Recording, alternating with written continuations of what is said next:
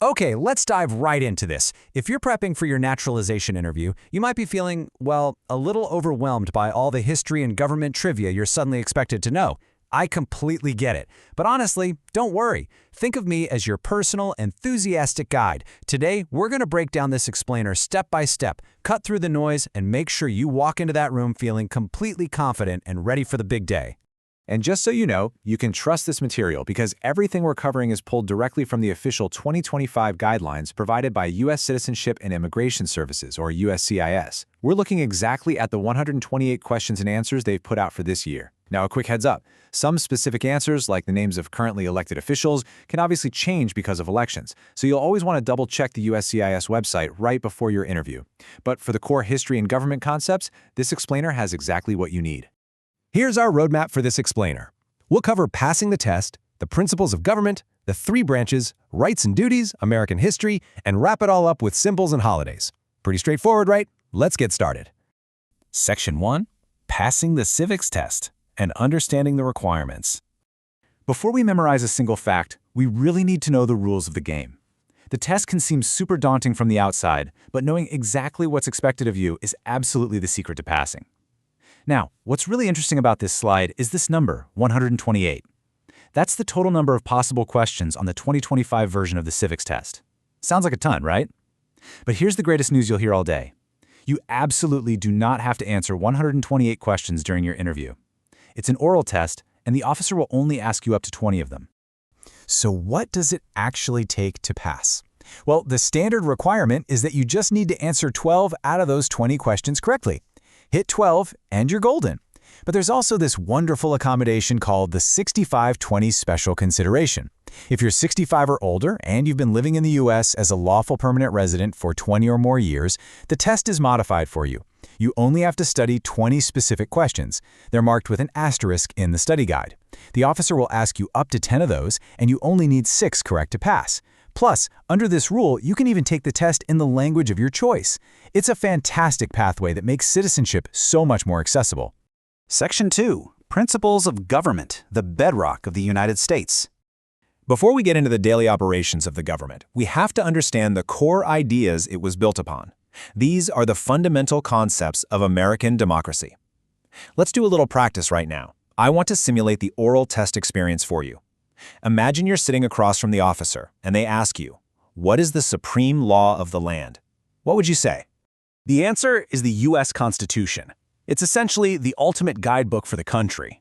Written way back in 1787, it does some incredibly important heavy lifting. It forms the government, defines its powers, and most importantly, it protects the rights of the people.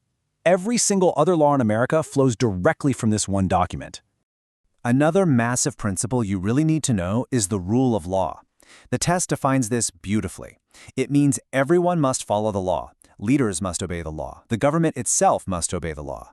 No one, and I mean literally no one, is above the law. So the crucial point here is that this concept ensures fairness and equality. It means the system is explicitly designed so that power doesn't grant anyone a free pass. Section 3. The three branches, our system of government. Now that we've got the bedrock principles down, let's look at the actual system. And this brilliantly illustrates how the country prevents any one person or group from becoming too powerful. The Constitution literally splits the federal government into 3 distinct parts. First up, we have the legislative branch, which is the U.S. Congress, made up of the Senate and the House of Representatives. Their main power? They write the laws. Next is the executive branch, led by the president, who enforces or signs those bills into law.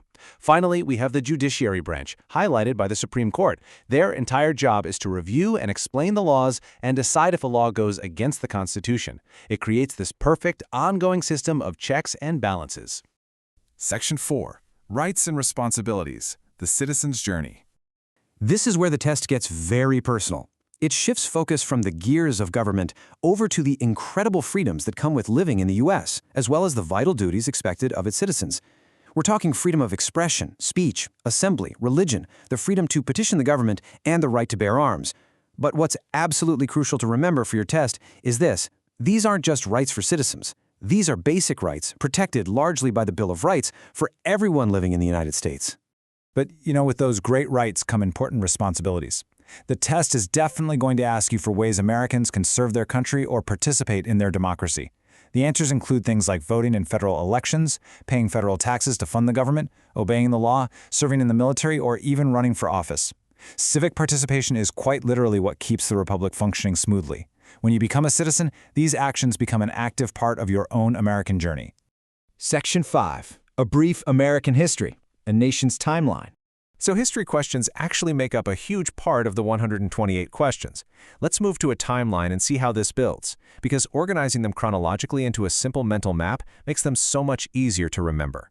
We start in 1776, when Thomas Jefferson wrote the Declaration of Independence, boldly stating the colonies were free from Britain. Moving into the 1800s, the nation faced the Civil War between the North and the South, led by Abraham Lincoln, which ultimately ended slavery. Then, rolling into the 1900s, America fought in World War I and World War II, while back home, leaders like Martin Luther King Jr. championed the civil rights movement to fight racial discrimination.